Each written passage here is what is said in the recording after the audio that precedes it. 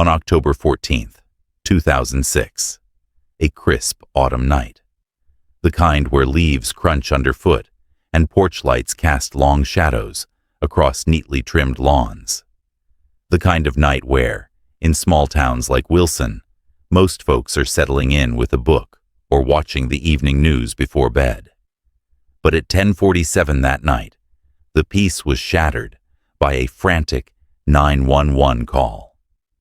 A neighbor reported screams from the Hartley home on Oak Street. Then, an eerie silence that seemed even more terrifying than the screams themselves.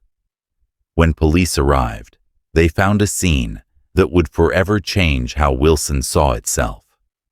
Marjorie Hartley, a beloved 68-year-old widow, lay on her bed. They found her with her eyes open. That's what haunted Officer Michael Jenkins the most in the years that followed. The way Marjorie Hartley stared upward, as if still registering shock at the betrayal. The pale blue silk scarf, twisted tight around her neck, seemed almost beautiful against her nightgown. A Christmas gift from the grandson, who now sat downstairs, silent and empty-eyed on the living room sofa. "What happened here?" Jenkins had asked. 5 words in response. "I need a lawyer." Then silence. What transforms a beloved grandmother and her devoted grandson into a victim and killer? What darkness grows behind the tidy brick facades and carefully maintained gardens of America's small towns? The answer lies in diaries never meant to be read, in whispered conversations overheard on quiet nights, and in the strange, blurred boundaries that can form when two people become each other's entire world. But to understand how we got here, how a grandmother and grandson, who seemed to embody small-town values, could end in such tragedy, we need to go back a bit.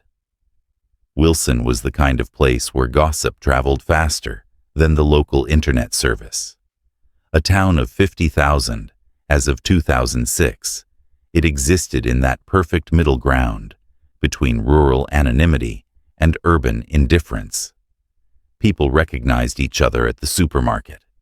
They waved from porches. They remembered your children's names and which church you attended. Oak Street embodied everything quintessentially. Wilson, modest brick homes built in the 1960s, well-maintained yards, and neighbors who'd lived side by side for decades. At number 732 lived Marjorie Hartley, a widow whose husband, William, had passed in 1998, leaving her with a lifetime of memories and a house too big for one person. Marjorie, born in 1938, was Wilson's personified. She'd taught Sunday school at First Baptist Church for 30 years before retiring. Her cornbread had won the county fair 3 times. Her flower garden, particularly the azaleas that lined her walkway, was the envy of the neighborhood. After William's death, she had maintained her place in the community through volunteer work, church activities, and the kind of gentle neighborly presence that anchors small-town life. Marjorie never had a bad word for anyone, recalled Richard Davis, the 52-year-old mechanic who lived across the street. He leaned against his porch railing, squinting into the afternoon sun. "My wife passed in 2001, and Marjorie brought over a casserole every Wednesday for a month. I didn't say much. I just dropped it off with a smile. That was her way." Linda Walker, a schoolteacher who lived 3 doors down, remembered Marjorie's 4th of July celebrations, modest affairs where the neighborhood gathered for homemade lemonade and grilled hot dogs. "She'd string lights across the backyard," Linda said, her fingers automatically mimicking the motion. "Nothing fancy, but it made everything feel special. The whole street would be there. Even after William passed, she kept it up. Said traditions mattered." Into this tableau of small-town tranquility stepped James Hartley in the summer of 2004. At 22, he arrived with a duffel bag, a business degree from Raleigh Community College, and dreams of opening his own auto repair shop. Tall and lean with his grandmother's blue eyes, James was what the older ladies at First Baptist called a good boy, polite, if somewhat reserved. James was Marjorie's daughter, Elizabeth's son. Elizabeth had moved to Charlotte years earlier, pursuing a career in banking that had gradually distanced her from Wilson. James, however, had always maintained a connection with his grandmother, spending summers and holidays in her care. When he announced his intention to move to Wilson permanently, Marjorie transformed the upstairs bedroom that had once been Elizabeth's into a space for her grandson. She was so proud of him, Linda recalled. Every Sunday at church, she'd tell us about his latest project. He was fixing up an old truck in the backyard, saving money for his own garage. Marjorie believed in him completely. In those early days, 732 Oak Street seemed to exemplify intergenerational harmony. James mowed the lawn on Saturdays, while Marjorie tended her flowers. On Sundays, they attended the 11 o'clock service together, James respectfully helping his grandmother navigate the church steps when her arthritis troubled her. Evenings found them on the porch swing, sometimes talking, sometimes sitting in comfortable silence as lightning bugs emerged in the summer twilight. Thomas Brown, a 60-year-old retiree whose backyard adjoined the Hartleys, often exchanged pleasantries with James over the fence. He wasn't much for conversation, Thomas admitted, but he'd ask after my health, comment on the weather. Normal things. Nothing that would make you think twice. Nothing, indeed, that would suggest the tragedy to come. The first cracks in this idyllic facade appeared in early 2005. Richard Davis, a light sleeper since his wife's passing, noticed shouting coming from the Hartley house one January night. "It was unusual enough that it woke me," he said. Marjorie wasn't one for confrontation. The arguments, though infrequent at first, increased in both regularity and volume as the year progressed. By summer, neighbors had grown accustomed to occasional disruptions of Wilson's typical nighttime quiet. Linda Walker noticed Marjorie was increasingly missing church services, initially once a month and then every other week, attributing it to her arthritis. However, when Linda inquired about James, Marjorie's demeanor would change, becoming evasive and brief in her responses, assuring Linda that he's fine and we're fine. Meanwhile, Thomas Brown observed James becoming jumpy and less sociable, avoiding conversations and hurriedly retreating indoors when approached, and also installing new locks on the windows. Perhaps most telling was an incident in February 2006, when Linda happened to be walking past the Hartley house at dusk. Through the gathering darkness, she observed Marjorie and James sitting close together on the porch swing, their hands intertwined in a way that gave her pause. "It wasn't how a grandmother holds her grandson's hand," Linda said, choosing her words carefully. "It was intimate. I told myself I was imagining things." Many in Wilson would later admit to similar moments of disquiet, observations pushed aside, concerns unvoiced. In a community where appearances mattered and privacy was respected, the boundary between discretion and willful blindness proved dangerously thin. Inside 732 Oak Street, the relationship between Marjorie and James was transforming in ways that would later be scrutinized in horrifying detail. Financial records obtained during the investigation revealed that beginning in mid-2005, Marjorie had begun making irregular withdrawals from her savings account, $500 here, $1,000 there, occasionally as much as $2,000 at once. Over a 2-year period, these withdrawals would total more than $15,000, with no clear explanation for where the money went. Was she funding James's auto shop dream? Was she being manipulated or coerced? The bank statements, with their sterile columns of numbers, offered no context for the transactions. What no one knew then, what no one could have imagined, was what police would later find inside that brick house on Oak Street. In James's bedroom, a diary with entries that would chill investigators to the bone reads, "I can't stop this. It's wrong. But I need her." Read an entry from early 2006. By August of that year, the writing had grown more desperate. "She's pulling away, and I can't let her go." A September entry stated plainly, "I can't live without her.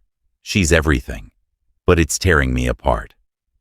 Alongside the diary, police discovered unsent letters from James to Marjorie, their tone blurring the lines of familial affection.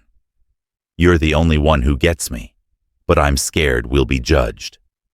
Even more disturbing, Marjorie's room yielded its own cache of unsent correspondence.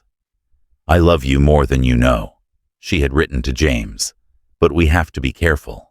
The exact nature of their relationship would become the subject of intense speculation, both during the subsequent trial and in the years that followed. Dr. Emily Harper, a forensic psychologist who reviewed the writings for the prosecution, offered a clinical assessment. The language suggests a fixation, a desperation to maintain closeness at all costs. Whether that fixation had crossed into inappropriate physical territory remained unclear. The autopsy revealed no evidence of sexual activity, but the emotional entanglement evident in their private writings painted a picture of boundaries dangerously blurred. October 14, 2006, began as an ordinary Saturday in Wilson.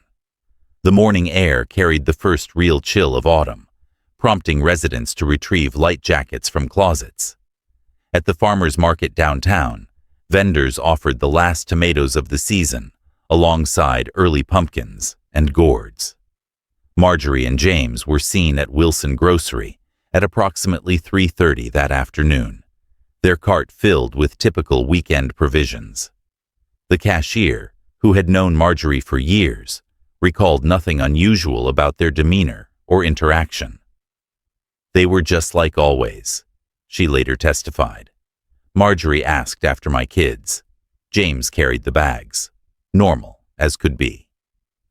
By 7:15 p.m., they had returned home, the porch light illuminating their path as they carried paper grocery bags inside. At 8:30, a neighbor walking his dog observed Marjorie watering plants on her porch, while James's pickup truck sat in the driveway. What transpired in the hours that followed has been pieced together from forensic evidence, neighbor observations, and the silent testimony of the house itself.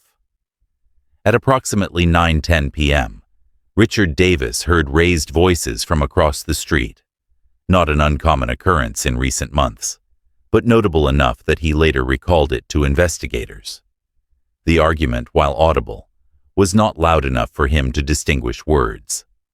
Thomas Brown, returning from an evening church meeting at 9:45, noticed the upstairs lights in the Hartley home go on, then off again shortly afterward.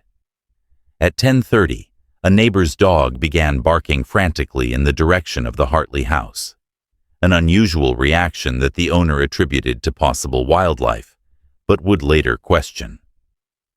At 10:47 p.m., that same neighbor placed a call to 911, reporting screams followed by an eerie silence. Wilson police arrived within minutes. Officer Michael Jenkins was first through the door, his flashlight beam cutting through the dimly lit house. The living room was undisturbed. Family photos still smiled from the mantel, and a half-completed crossword puzzle lay on the coffee table. Nothing suggested violence or struggle. James Hartley sat on the sofa, his posture rigid, his gaze fixed on the wall. When Officer Jenkins asked what had happened, James responded with 5 words that would set the tone for everything that followed. "I need a lawyer." He then fell silent. Upstairs, in the master bedroom, Officer Jenkins discovered Marjorie Hartley's body. She lay on her bed, dressed in a pale blue nightgown, her eyes open but unseeing.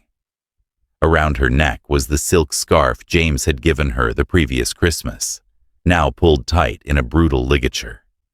The room, like the rest of the house, showed no signs of struggle.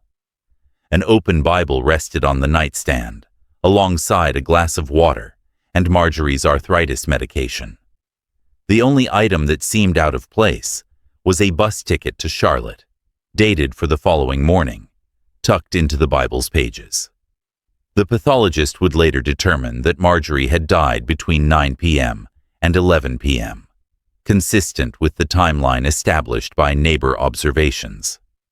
The cause of death was strangulation.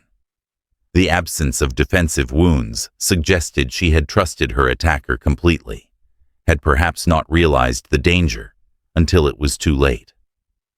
Detective Robert Clark, a 20-year veteran of the Wilson Police Department, arrived at the Hartley scene shortly after midnight, and despite his experience with violent crimes, the case resonated with him deeply, possibly due to his familiarity with Marjorie, or the stark contrast between the violent act and the seemingly normal surroundings.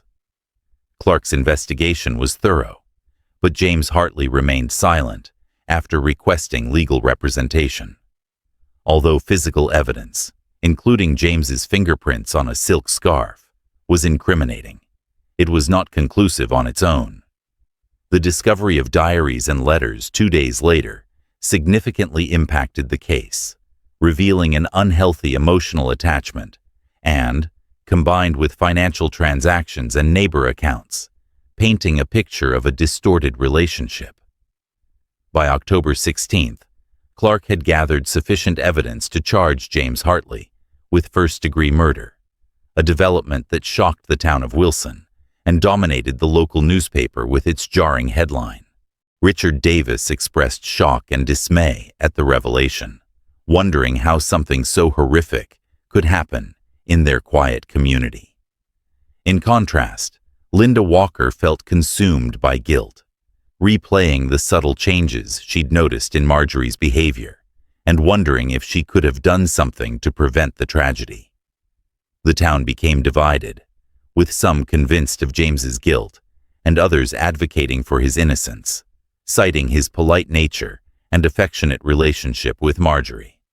Some longtime residents, including elderly church members who had watched James grow up, struggled to reconcile the accused with the boy they thought they knew, while others pointed to the increasingly frequent arguments and changes in behavior as evidence of James's culpability.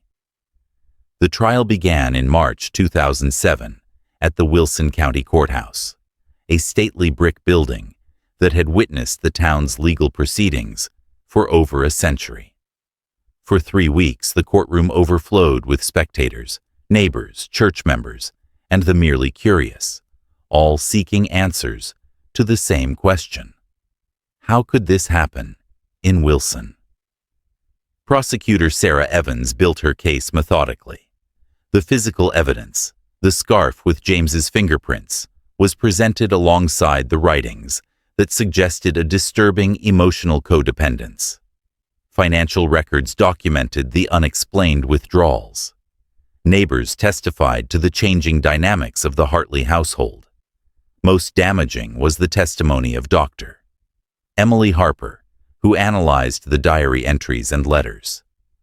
"What we see here," she explained to the rapt jury, "is language that suggests an emotional fixation that transcends normal family bonds. The entries reveal possessiveness, a fear of abandonment that can trigger violence when threatened." Dr. Harper pointed specifically to the entry written just weeks before the murder. "I can't live without her. She's everything, but it's tearing me apart." This, she testified, is the language of obsession, not familial love. The bus ticket to Charlotte, found in Marjorie's Bible, became a crucial element of the prosecution's theory. Marjorie Hartley was planning to leave, Evans told the jury during closing arguments. Perhaps to visit her daughter, perhaps to escape. James couldn't bear the thought of losing her, of losing his control over her. When she tried to break free, he made sure she never would. Defense attorney David Larson countered with the absence of direct evidence. "There's no DNA under Marjorie's fingernails," he argued. "No eyewitness, no confession. This is a tragedy being twisted into a crime based on out-of-context writings and normal financial transactions between family members." Larson suggested an alternative theory, that an unknown intruder had entered the Hartley home that night, perhaps someone Marjorie knew from church or the community, explaining the lack of forced entry. James, he argued, had been in shock when police arrived, explaining his silence and apparent emotional detachment. "The prosecution wants you to believe in an unhealthy obsession," Larson told the jury, "based on private writings that any of us would be horrified to have scrutinized out of context. They're asking you to condemn a young man based on suspicion, not proof." For 2 days, the jury deliberated. On March 30th, they returned with their verdict: guilty of first-degree murder without parole. James Hartley, his face expressionless, was sentenced to life in prison without the possibility of parole. He offered no statement, no explanation, and no visible reaction as the gavel fell. The same silence that had greeted Officer Jenkins on that October night continued unbroken. Today, the house on Oak Street stands empty. The azaleas Marjorie lovingly tended have withered. The porch where neighbors once gathered for iced tea remains silent. James, now in a Raleigh prison, has never spoken publicly about what happened that October night. The case left Wilson asking questions that may never be answered. How could such darkness fester in a family that seemed so normal? What warning signs have been missed? What drove James to such a desperate act? Was it love twisted into obsession, or something else entirely? In small towns like Wilson, we think we know our neighbors. We wave across driveways, share recipes, and watch each other's children grow up. But the Hartley case reminds us that behind closed doors, even the most ordinary lives can harbor extraordinary secrets. Sometimes the people we think we know best are the people we don't know at all.